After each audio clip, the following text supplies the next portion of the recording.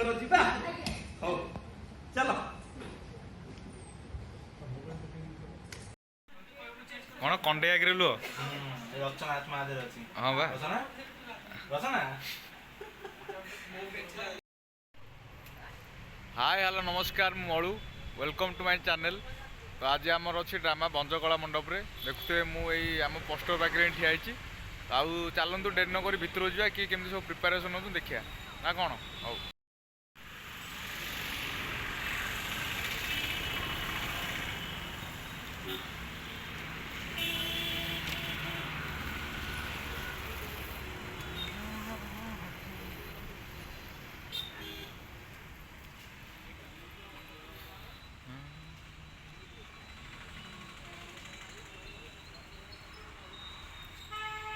देखा दियो जे जार सब प्राक्ट कर व्यस्त सेपटे सेपटे सेट कम हो ये होचंदी हमर असिस्टेंट डायरेक्टर बही धरिक बसचंदी सुभाई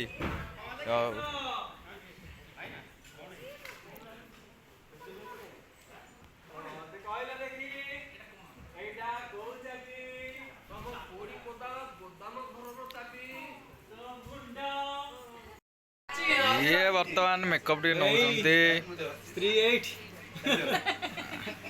डाक्तर बाबू ये ओ बोपा माल असगाई की ए टका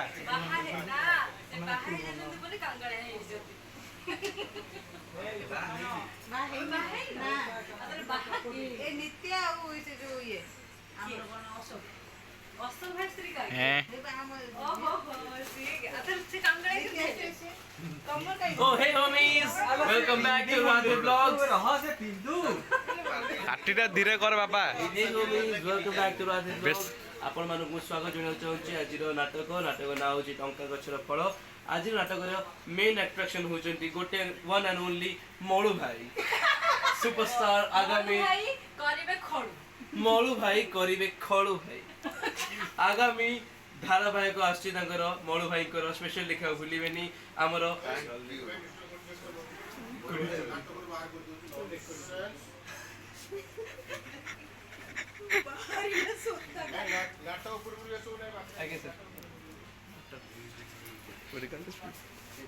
something like between that. I think everybody can do it. Something forever.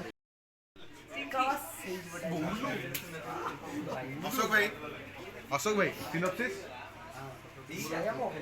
दीटा synopsis गोटे दियो ओ पूरा पूरा हीरोइन नजर लगे पालो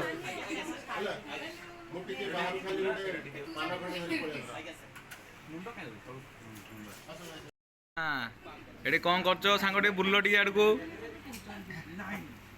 बुलन ए मालो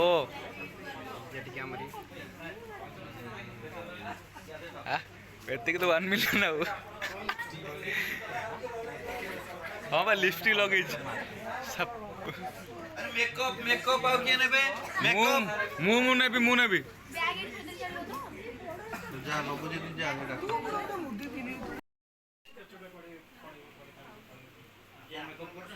निजे करछि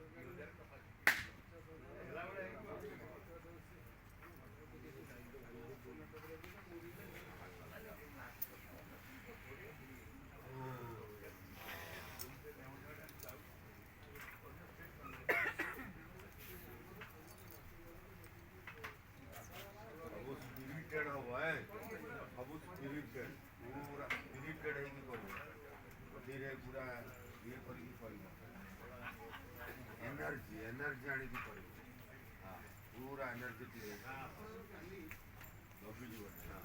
फुल एनर्जी ठाकुर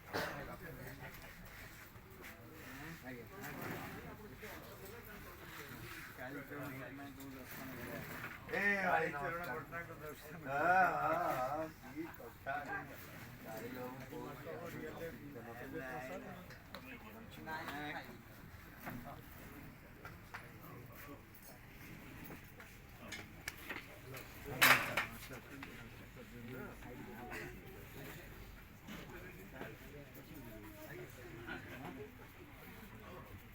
पूरा स्पिरिटेड एनर्जेटिक हैं हाँ हाँ हाँ जाओ जाओ जाओ क्या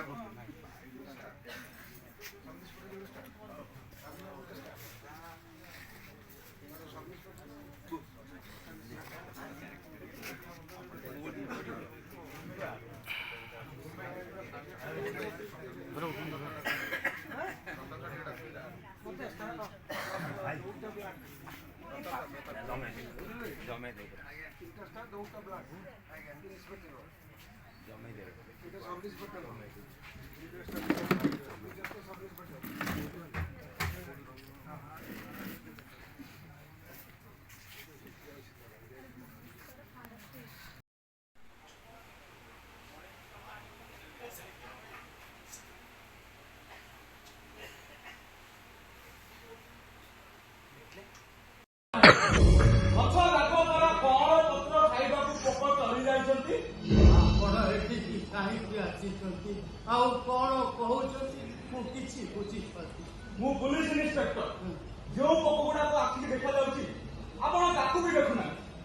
ଆଉ କିଛି ପୋକ ଏ ଗଛରେ ଲାଗିଛନ୍ତି ଯେଉଁମାନେ ଅଦୃଶ୍ୟ। ଆପଣ କଣ କହୁଛନ୍ତି ମୁଁ କିଛି ବି ବୁଝିପାରୁନି। ଆପଣ ଖୁବ୍ ସ୍ପଷ୍ଟବାଦୀ, ହଁ। ବିଚାରଶୀଳ, ହଁ। ଶୁଭାକାଂକ୍ଷୀ, କିନ୍ତୁ ଅତିରିକ୍ତ ସନ୍ତାନ ବତ୍ସଳ। ଏଥିପାଇଁ ଆପଣଙ୍କ ଚେଷ୍ଟା ଫେଲ୍ ମାରୁଛି। ଫେଲ୍ ମାରୁ କି ନ ମାରୁ ଏଥିରେ ଆପଣଙ୍କର ହସ୍ତକ୍ଷେପ କଣ ପାଇଁ? କଣ ସନ୍ତର୍ଜନୀ କିଛି କ୍ରାଇମ କରି ପକେଇଛନ୍ତି? ତା ହେଇନଥିଲେ ଏଠିକି ମୁଁ କାହିଁକି ଆସିଛନ୍ତି? ସେମାନେ କଣ କରିଛନ୍ତି? ଲୋକଙ୍କ ସେବା କରିବା ପାଇଁ ନନ୍ଦ କିଶୋର ବାବୁ ଚାକିରି କରିଛନ୍ତି, ହଁ, ଦରମା ପାଉଛନ୍ତି। ହଁ। ଅଧିକା କାମ ବାହାନାରେ ଲୋକଙ୍କ ଠାରୁ ଲାଞ୍ଚ ଗ୍ରହଣ କରିବାଟା ନିଶ୍ଚିତ ଭାବରେ ଦଣ୍ଡନୀୟ ଅପରାଧ। ଏ ଅପରାଧ କଣ ମୁଁ ଏକା କରୁଛି? ଅପରାଧ କିଏ ନ କରୁଛି ଯେ? କିନ୍ତୁ ଆପଣଙ୍କ କଥା ଯେ ନିଆରା। ଟଙ୍କାର ବ୍ୟବହାର ଉପରେ ବାପା ଆପଣଙ୍କୁ ଯଥେଷ୍ଟ ଶିକ୍ଷା ଦେଇଛନ୍ତି। ଇନ୍ସପେକ୍ଟର, ଘରର ଚାରିକାନ୍ଥ ଭିତରେ ବାପାଙ୍କ ଶିକ୍ଷକ ଆମେ ଠିକ ବୁଝୁ, କିନ୍ତୁ ଘରେ ବାହାରେ ଯାହା ଯାହା ଘଟେ ସେଥିରେ ଶିକ୍ଷା କିଛି କାମ ଦିଏନି। ତା ଠିକ, ନହେଲେ 63,000 ଲିଟର ପେଟ୍ରୋଲ 84,000 ଲିଟର କେମିତି ହେଇଥାନ୍ତା? ଦେଶର ତେଲ ଖର୍ଚ୍ଚକୁ କମେଇବା ପାଇଁ କଳା କୌଶଳ ଆପଣ କେମିତି ଆବିଷ୍କାର କରିଥାନ୍ତେ? ଆଉ ମୁଁ ବି ଏଠିକି କାହିଁକି ଆସିଥାନ୍ତି? ଆପଣ ଏଠି ଏସବୁ କଥା କାହିଁକି ଆଲୋଚନା କରୁଛନ୍ତି ମୁଁ କିଛି ବି ବୁଝିପାରୁନି। ତାପରେ ସୁମିତ୍ରା ମ୍ୟାଡାମଙ୍କ କଥା, ଆପଣ ସୁଯୋଗ ପାଇନାହାନ୍ତି ବୋଲି ସିଧାସଳଖ ଅପରାଧ କରିନାହାନ୍ତି, କିନ୍ତୁ ଜଣେ ସରଳ ସଚୋଟ ସାହିତ୍ୟିକ ସ୍ୱାମୀଙ୍କୁ ଏକ୍ସପ୍ଲଏଟ କରିଛନ୍ତି, ତାଙ୍କ ଉପରେ ଅରାଜକ ସୃଷ୍ଟି କରିଛନ୍ତି। ସେ କଥା ଆପଣଙ୍କ ସ୍ୱାମୀ ନିଜେ କହିବେ। ରଞ୍ଜନ ବାବୁ କୁହନ୍ତୁ। ହଁ, ମୁଁ କ୍ରାଇମ କରିଛି। A poet goes to hell when his emotions turn towards marriage. ମୋ ନିଜ ସ୍ତ୍ରୀର ସୁଖାନନ୍ଦ ପାଇଁ ପ୍ରଫେସରଙ୍କର ଆଉ ଗାଇଡଙ୍କର ଲିଟରେଚରକୁ ଫରେନରେ ବିକ୍ରି କରିଛି। ଆଉ ସେଇ ବିକ୍ରୟ ଲକ୍ଷ ଅର୍ଥରେ ମୋ ସ୍ତ୍ରୀ ପାଇଁ ସୁନା ଗହଣା ଆଉ ବ୍ୟାଙ୍କ ବାଲାନ୍ସ ରଖିଛି।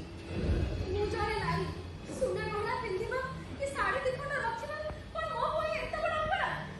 ମୋ ପରିବାରରେ ସମସ୍ତେ ସ୍ୱଚ୍ଛଳ, ଅଥଚ ମୁଁ କେହି ସହ ଟଙ୍କା ପାଉଥିବା ଜଣେ କିରାଣୀ। ମୋ ପାଇଁ କଣ ଏସବୁ କରିବା ଏତେ ବଡ଼ ଅପରାଧ? ଆରେ ମୁଁ ତ କହିବି ହଜାର ଭିତ ସ୍ୱାର୍ଥ ପାଇଁ ତାକୁ ସ୍ୱତନ୍ତ୍ର ଅର୍ଥ ଦେଇଥାନ୍ତି କହିଲି। ଓହୋ, ବାପା ଆଉ କେତେବେଳେ ଯାଇଥାନ୍ତା? ଆଉ ବହୁ ଡେରି କରିଦେଲ। କ୍ଷମା କରିଦିଅନ୍ତୁ ବାପା, ବୟସ ବଢିବା ସଙ୍ଗେ ସଙ୍ଗେ କିଛି ନ ପାଇବାର ଅଫସୋସ ମତେ କ୍ଷତ ବିକ୍ଷତ କରି ଚାଲିଲା। ମୁଁ ଗହଣା ଗାଣ୍ଠି ପାଇଁ ତାଙ୍କୁ ବାଧ୍ୟ କରିଥିଲି। ଆପଣଙ୍କର ଆଉ ଜଣେ ସୁପୁତ୍ର ହେଲେ ନିଃସ୍ୱାର୍ଥପର ସମାଜ ସେବୀ ବ୍ରଜ କିଶୋର ବାବୁ। ଏବେ ଆସନ ଅଦୃଶ୍ୟ କୀଟ ଗଛର ପତ୍ର ଡାଳରେ ଏମିତି ଘୁଷି ଯାଆନ୍ତି ଯେ ୟାଙ୍କୁ ଧରିବା କଥା ଦୂରେ ଥାଉ, ୟାଙ୍କୁ ସଂଗ୍ରହ କରିବାଟା ବି ଅସମ୍ଭବ ବ୍ୟାପାର। ଯିଏ କଣ କରିଛି? ଦରିଦ୍ର ନାରାୟଣଙ୍କ ସେବା କର, ଅନାଥ ଆଶ୍ରମ ଆଉ ହସ୍ପିଟାଲ ଖୋଲନ୍ତି, ବିଦେଶରୁ ପ୍ରଚୁର ଅର୍ଥ ଅନୁଦାନ ଆଣନ୍ତି, କିନ୍ତୁ ଶତକଡ଼ା 90 ଟଙ୍କା ଆତ୍ମସାତ କରନ୍ତି। ଅଥଚ ଇଏ ସମାଜ ଆଗରେ ଦେବତୁଲ୍ୟ। अरे ब्रज तमे सबू कौन कहते ए सबू कौन सत्य ସତ କି ମିଛ ବ୍ରହ୍ମା ବି ଜାଣିପାରିବେନି ଅଥଚ ଆପଣ ଜାଣିଗଲେ